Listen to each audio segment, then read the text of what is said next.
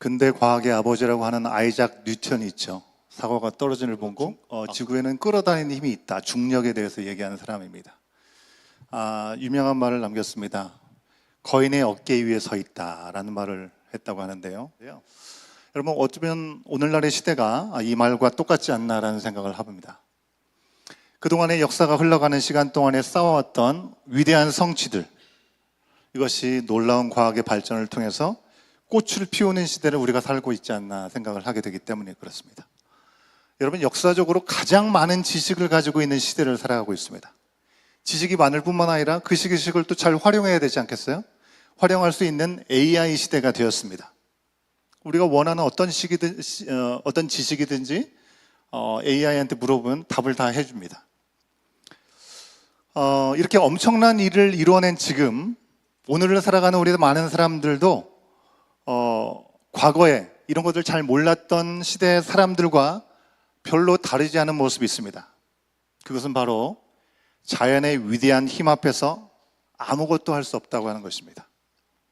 여러분, 어느 때보다도 과학이 발전하고 앞선 시대를 살아가고 있지만 여러분, 강력한 바람 한 번 불면, 갑자기 쏟아부으는 폭우가 내리면, 우리가 알지 못하는 사이에 지진이 한번 움직이면, 흔들면, 산불이 일어나면 여러분, 속수무책인 것이 최첨단의 시대를 살아가는 우리들의 현실이라고 하는 것입니다.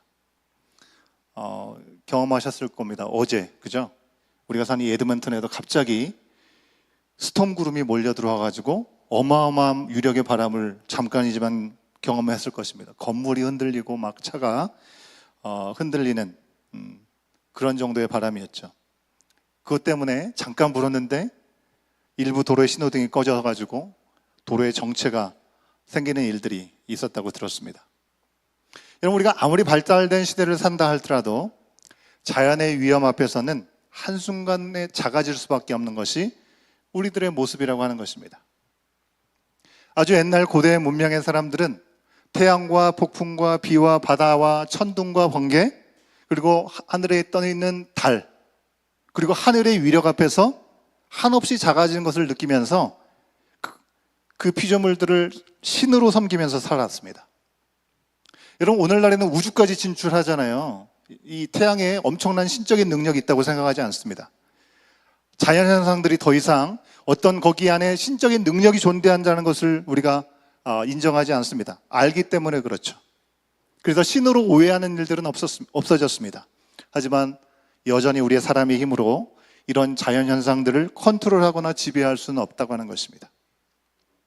그런데 오늘 말씀, 우리가 너무나 잘 알고 있는 시편 8편을 보면 이 시인의 고백이 예전에 살았던 고대 사람들의 관점과는 조금 많이 다른 고백을 하고 있다라고 보게 됩니다. 우리가 말씀을 함께 봤지만 8편 1절에 있는 말씀을 개역개정, 새번역, NIV 버전으로 보여드립니다. 그 중에 우리가 개역개정은 아까 들었으니까 우리 새번역으로 검은 글씨로 되어 있는 걸 한번 읽어보도록 하겠습니다. 함께 읽겠습니다. 시작. 주 우리 하나님, 주님의 이름이 온 땅에서 어찌 그리 위엄이 넘치는지요. 저 하늘 높이까지 주님의 위엄 가득합니다. 여러분, 태양을 신으로 여기고 자연 만물을 숭배하던 그것은 다윗의 시대보다도 무려 2000년 전부터 시작된 일이라고 예상이 됩니다. 그런데 여전히 다윗 시대에 그때에도 태양과 자연을 숭배하는 다신교는 성행했다고 하는 것이죠. 여러분, 우리가 영화를 통해서도 잘 알게 된 천둥의 신, 뭐죠? 토르, 어벤져스에도 나오기도 하고, 이거는 북유럽의 신화에 나타나는 것인데, 이 북유럽의 신화도 오히려 다윗의 시대보다도 더 후대에 생긴 것이라고 알려져 있습니다. 그러니 다윗 시대에도 여전히 자연을 숭배하는 다신교는 성행했다고 하는 것이죠. 그런 세계관을 가진 그 시대의 한복판에서 다윗은 지금 우리 가운데 보여주는 시편 8편을 통해서 당시대에 아주 너무나 당연하게 여기던 그런 가치를 거스르고 강력한 신앙 고백을 했다는 것입니다. 여러분, 다윗은 하늘의 위엄을 말하고 있지 않았습니다. 세상 사람들은 하늘에 엄청난 힘이 있고 위엄이 있다, 잘 보여야 된다, 잘 섬겨야 된다 했지만 다윗은 하늘의 위엄을 말하고 있지 않습니다. 하늘을 덮고 하늘 높이까지 가득한 주 여호와의 위엄을 노래하고 있습니다. 하늘을 두려워하고 숭배하는 게 아니라 하늘을 가득 채운 하나님의 영광을 높이고 찬양하는 것입니다. 하늘이나 태양이나 폭풍, 비, 바다와 모든 자연 만물은 예배의 대상이 아니라는 것을 분명히 알고 있었습니다. 만물을 지으시고 지금도 다스리는 하나님의 피조물에 불과하다는 것을 밝혀주고 있는 것이죠. 그 피조물들의 능력과 그 아름다움은 분명히 있습니다. 그 가운데 우리 눈에는 보이지 않지만 그 피조물들을 통하여 하나님의 놀라우신 창조주 되심, 이 세상의 우주 만물의 주관자 되신 그 하나님의 위엄과 영광을 그는 보고 있었고 그걸 높이고 있는 것입니다. 그런데 다윗이 당시의 사람들과 좀 다른 남다른 시선으로 피조물이 아니라 창조주이신 하나님을 예배할 수 있었던 것은 그가 뭔가 평안하고 안정되어 있는 궁전에서 시간이 많으니까 깊은 사색에 빠지고 철학적인 사고가 가능했기 때문에 이와 같은 얘기를 하는 것이 아니라는 것입니다. 여러분, 시편의 시들은 시간의 순서에 따라서 적고 배치된 것이 아닙니다. 의도적으로 편집된 것입니다. 시편 8편이 더 앞이나 더 뒤에 놓이지 않고 시편 중에 8번째 배치된 것은 참 인상적이라고 할 수 있습니다. 왜냐하면 여러분, 지난주에 말씀 시편 1편을 우리가 함께 돌아봤습니다. 시편 1편은 150편 중에 첫 번째였죠. 시편의 서론과 같다라고 얘기를 했습니다. 시편 1편만 읽으면 시편 전체 150편을 읽지 않더라도 어떤 내용을 이야기하고 싶은지를 가늠할 수 있다는 것입니다. 오직 하나님의 말씀에 뿌리를 내리고 그 가운데 거하는 걸 통해서 복을 누릴 수 있다는 것을 첫 번째부터 알려주고 있는 것입니다. 시편 1편과 더불어 2편도요, 서론적인 내용을 담고 있는데요, 진정한 복된 삶을 사는 길을 우리 가운데 알려줍니다. 복된 길은 하나님의 아들 예수 그리스도를 왕으로 우리가 모시고 두려운 마음으로 예수님을 주님으로 섬기고 떨리는 마음으로 그분을 찬양하는 것이 진정 복된 삶이라고 2편에서도 얘기하는 것이죠. 쉽게 얘기하면요, 하나님의 말씀에 뿌리를 내리고 예수님을 주요 그리스도로 우리를 구원하실 분으로 우리가 믿고 예배하는 것, 그것이 참된 복의 기림을 알려주는 것입니다. 시냇가에 심은 나무가 바로 그런 모습이라고 알려주고 있는 것이죠. 그런데 서론 다음에 다윗의 시가 담겨져 있는 이어지는 시들이 있습니다. 즉 시편 3편부터 7편까지, 우리가 8편을 보고 있으니까 그 가운데 있는 3편부터 7편에서는 그가 직접 처한 상황은 복과는 너무나 거리가 멀어 보이는 그런 상황들의 고백을 하고 있다는 것입니다. 여러분, 시인 다윗은 선왕이었던 사울에게 목숨의 위협을 당하면서 쫓겨다녔습니다. 왕이 되고 나서는 아들 압살롬에게 배신을 당했고요, 거짓말과 모함을 당하고 그리고 악인들에게 둘러싸여가지고 언제 죽을지 모르는 그런 삶을 살고 있었던 때라고 하는 것입니다. 이쯤 되면 믿는 사람이 다른 게 뭐가 있어, 그런 이야기가 나올 수밖에 없죠. 복된 길을 살아가고 복된 삶을 살아간 것에 대해서 선포를 했으면 그런 삶을 누릴 수 있어야 되지 않겠어요? 그런데 이어지는 말씀은 복과는 전혀 상관없는 처참한 상황들이라고 하는 겁니다. 하나님이 살아계시다면 도대체 내가 이런 어려움을 왜 당해야 돼? 탄식할 수밖에 없는 그런 내용이라고 하는 것입니다. 그런데 다윗은 이 시점에서 놀랍게도 그의 시선을 문제적인 상황 안에 두지 않고 하늘과 땅에 가득한 하나님의 위엄과 영광으로 돌리고 있다는 것입니다. 여러분, 다윗이 처한 상황들 아까 말씀드렸죠. 쫓겨다니고 죽음의 위협을 당하고 배신까지 당하고 악인들에 둘러싸이는 상황 안에서 다윗이 얘기할 수 있는 것은 나는 왜 이렇게 불행해? 나는 너무나 억울해. 하나님은 믿는 나에게 어떻게 이렇게 하실 수 있어? 하나님 의지하는 것은 아무런 소용이 없구나. 나는 실패자야. 내 인생 망했어. 이렇게 얘기하는 것이 당연하겠죠. 근데 이어지는 말씀 시편 8편에서 자신에 대해서 그렇게 말하고 있지 않습니다. 또 그가 처한 상황이라면 상황대로라고 한다면 다윗은 하나님에 대해서도 이렇게 얘기해야겠죠. 하나님 날 잊으셨나 봐. 나에게 전혀 관심이 없으셔.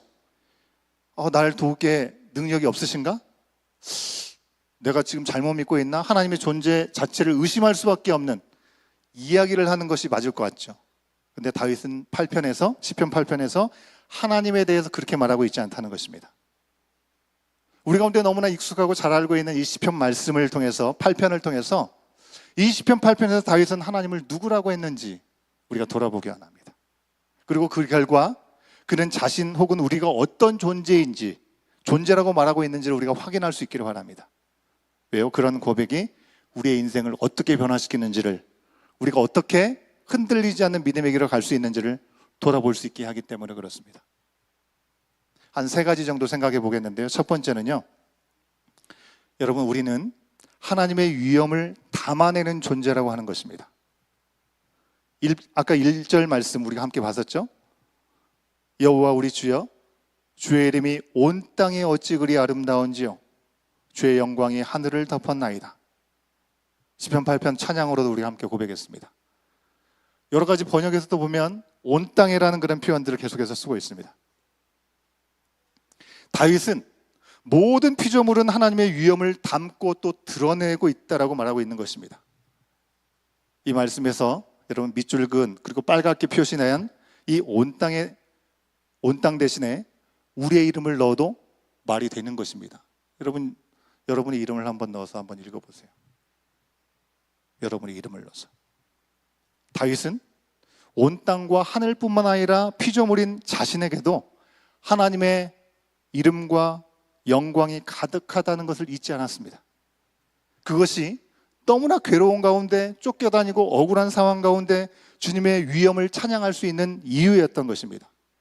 여러분, 지금 당장 죽느냐 사느냐 하는 상황에 있습니다. 한가하게 자연 풍경 보면서 와 위대하시다 좋다라고 얘기할 수 있는 상황이 아니라고 하는 것입니다.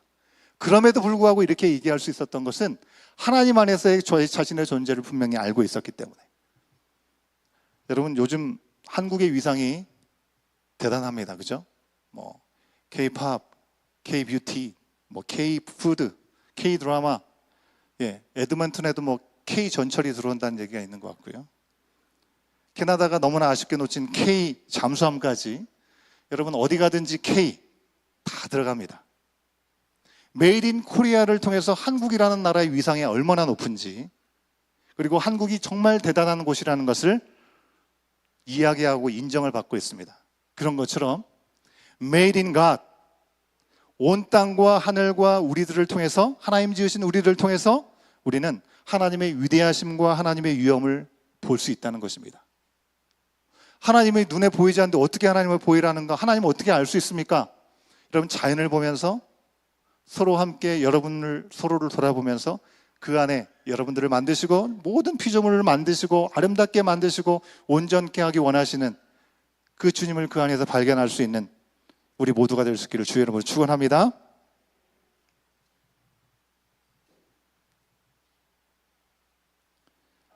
여러분, 우리가 하나님을 따라갈 수 있나요? 불가능한 일입니다.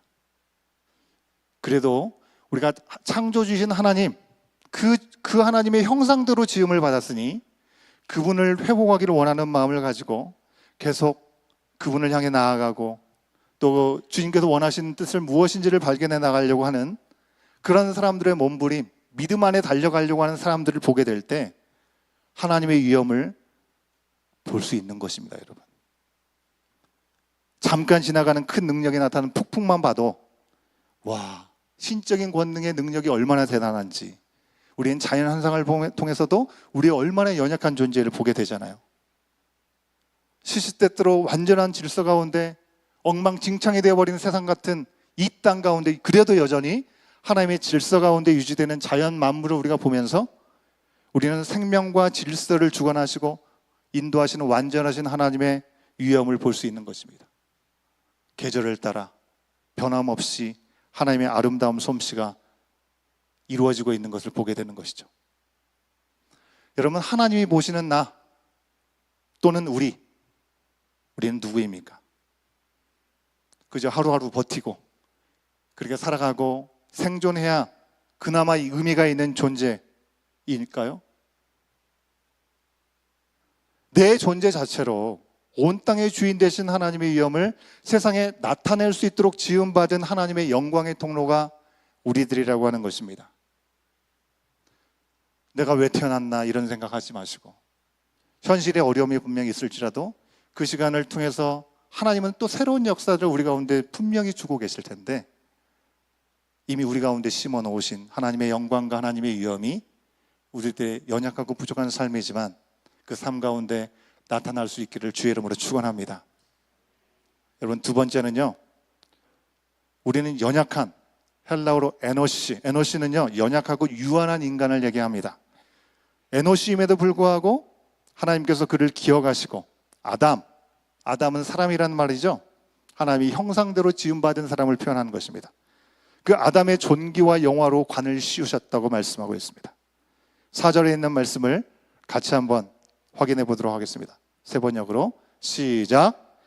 사람이 무엇이기에 주님께서 이렇게까지 생각하여 주시며 사람의 아들이 무엇이기에 주님께서 이렇게까지 돌보아 주십니까? 여러분, 여기에 사람이 두 번 나옵니다. 4절 말씀에 사람이 무엇이기에 여기에 사람이 나오고요, 또 중간에 사람의 아들이 무엇이기에 또 여기에 사람이 나오죠. 바로 인간을 뜻하는 두 가지 히브리어 단어가 나옵니다. 우리한테는 똑같은 사람이지만 히브리어로는 다른 표현을 쓰고 있다는 것이죠. 첫 번째, 사람이 무엇이기에서 사람은요 에노시라는 표현을 썼습니다. 아까 말씀드렸죠. 깨어지기 쉽고 병들고 결국 죽을 수밖에 없는 유한한 존재를 뜻하는 것입니다. 두 번째, 사람의 아들, 우리 인자라고 표현하기도 하는데 번역된 아담, 벤 아담인데요, 이것은 흙에서 취함을 받았지만 하나님의 생기를 입은 대리 통치자를 의미하는 것입니다. 여러분, 히브리서 2장 7절 말씀에서 이렇게 얘기합니다. 하나님의 아들이신 예수님이 이 땅에 오셨을 때 죄는 없으시지만 깨어지고 유한한 에노시가 되셨다라고 표현을 하고 있습니다. 여러분, 오늘 살아가는 우리의 현실 가운데 우리는 너무 쉽게 깨어지고 흔들리는 에노시에 불과합니다. 그런 우리를 하나님은 결코 잊지 않고 포기하지 않으셨습니다. 우리를 생각하시고 우리를 돌보셨습니다. 여러분, 우리의 존재감이 있습니까? 이 우주 만물을 우리가 돌아보면 보이지도 않습니다. 먼지같이 보이지도 않는 존재입니다. 하나님께서 지으신 그 온 세상 가운데 우리가 차지하는 지분은요 티끌보다도 못할 것입니다. 그럴지라도 그런 우리에게 영화와 종교의 왕관을 씌우셨다고 시편 8편 5절에서 말씀하고 있습니다. 죄로 인해서 놀라운 영광스러운 이 왕관을 스스로 걷어찬 우리를 위해서 팽기치지 않고 예수 그리스도를 십자가의 피를 흘려 죽게 하심까지 우리 안에 깨어진 하나님의 형상을 회복하시고자 지금도 일하시고 우리와 만나기 원하시는 그 주님을 바라볼 수 있는 우리가 되어야 될 줄로 믿습니다. 여러분, 그럼에도 우리는 어떻습니까? 우리 스스로 혹은 서로를 무엇으로 판단하나요? 여러분, 세상은 끊임없이요 우리가 얼마를 가졌는가, 어느 직업을 가지고 있는가, 혹은 얼마나 이루고 얼마나 성공했는가, 얼마나 사람들에게 알려지고 얼마나 인정받고 있는가, 우리의 가치를 그것들을 증명하라고 세상은 우리 가운데 강요합니다.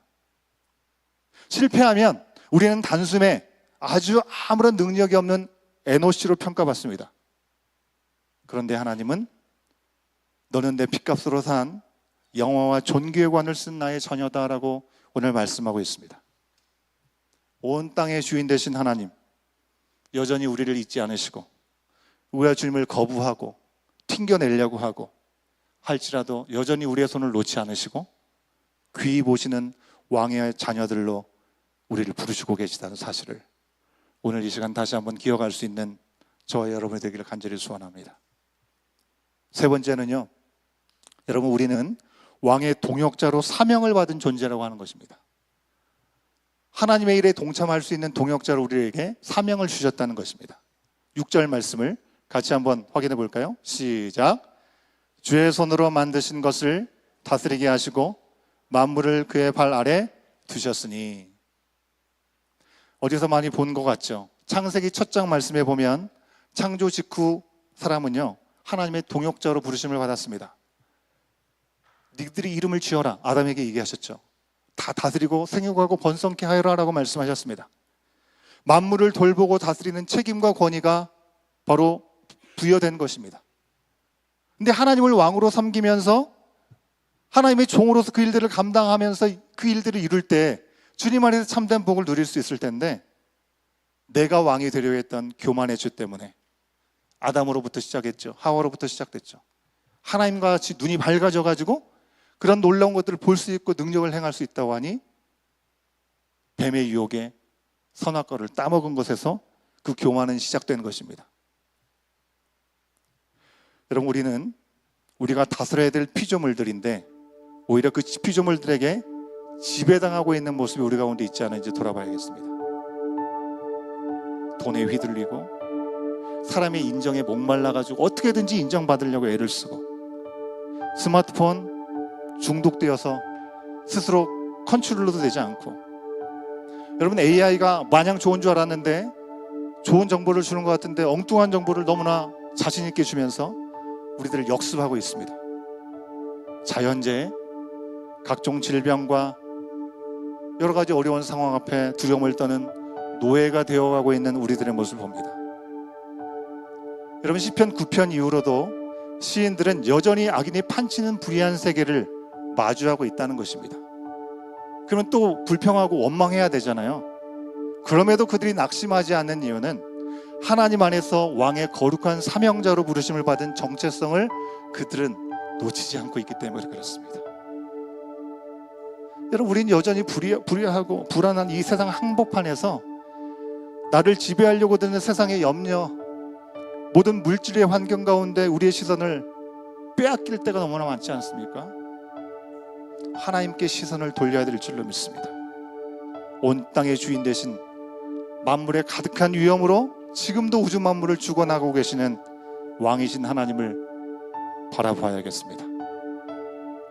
그리고 그 왕 되신 하나님의 자녀로 우리를 부르시기 위해서 예수 그리스도까지 내어주신 그 한없는 사랑, 놀라운 은혜를 여러분 우리는 기억해야 합니다. 하나님의 위대하심과 우리가 별 볼 일 없는 존재가 아니라 그분 안에서 우리가 얼마나 존귀한지를 알 때 어떤 상황도 우리를 쓰러뜨릴 수 없습니다. 우리를 향한 하나님의 부르심의 사명, 그 길을 향해 따라 살 수 있기를 소원합니다. 문제와 어떤 감정과 상황을 보느라고 길을 잃을 뻔할 때가 우리 가운데 있겠죠. 그때 주님을 바라보면 그 모든 문제는 더 이상 문제가 아닙니다. 그것을 우리가 확신하고 우리를 위해서 지금도 일하신 하나님, 그 하나님과 다시 나아갈 수 있기를 소원합니다. 찬양팀은 나오시면 좋겠습니다. 말씀을 마치면서 이 찬송의 가사를 이제 100년도 넘었는데요, 여전히 우리 가운데 감동을 주는 이 찬송가 가사의 후렴 구절을 나누고 싶습니다. Turn your eyes upon Jesus, look full in His wonderful face, and the things of earth will grow strangely dim in the light of His glory and grace. 잘 감이 안 오시나요? Turn your eyes upon Jesus, look full in His wonderful face, and the things of earth will grow strangely dim in the light of His glory and grace. 같이 한번 불러볼까요? Turn your eyes upon Jesus, look full in His wonderful face, and the things of earth will grow strangely dim in the light of His glory and grace. 우리 한 번만 더 불러볼까요? Turn your eyes upon Jesus,